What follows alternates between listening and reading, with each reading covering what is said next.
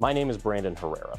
I'm a serial Hello. entrepreneur, Second Amendment activist, Serial entrepreneur. content creator, firearm funny. manufacturer, and 2 years ago, I made the that the decision to run for AK-50? Congress. That's why I'm running for Congress. It was a terrifying jump into unfamiliar territory. But I did it because the congressman who represented me, Tony Gonzalez, even though a Republican, kept making bad votes that just made no sense to me. Like voting for Biden's gun control, opposing border security, selling out American interests on behalf of other countries, and a bunch of other things that shocked me to learn that a Texas Republican would vote for. Yeah, he was grifting. And I wasn't alone. Texas Republicans were so disappointed in him, they took the almost unprecedented move of censuring him. But we still needed somebody to stand up to him, which is why 2 years ago, I made the decision to jump in the Republican primary. For those who don't know, a primary election is when voters of both parties get to vote on who's going to represent their party in the coming election. So if your party's representative was particularly bad, like mine was, you get the option to replace them. Now, statistically, replacing an incumbent that wants to run for re-election is very hard to do. Yep. But we gave it a shot. What followed was one of the Yeah, it's so hard for regular people, just like regular everyday people. If you work at McDonald's, good luck. If you work at a grocery store, good luck. You ain't running for shit.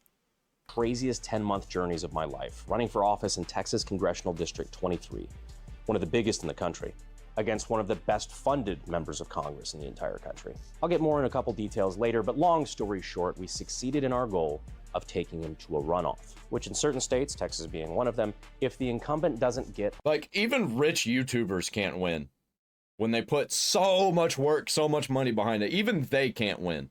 above 50% of the vote in the primary, he then goes into a special secondary election, where it's between the people who came in first and second, which means all the challengers were taken off the board except for me and Tony.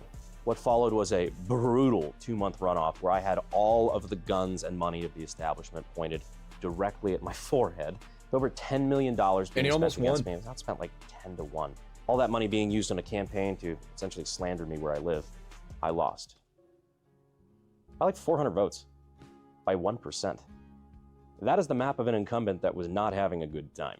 DC was kind of panicking. I mean, even the Speaker of the House came down and campaigned against me in a primary. But you know what? I came away from it being pretty optimistic, thinking that, you know, even though we just narrowly lost, maybe, just maybe.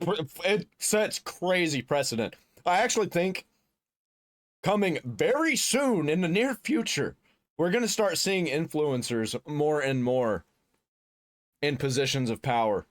And I fucking can't wait. It's probably going to be the wrong ones, but some of them are going to be right, and I can't wait. It's going to be absolute cinema.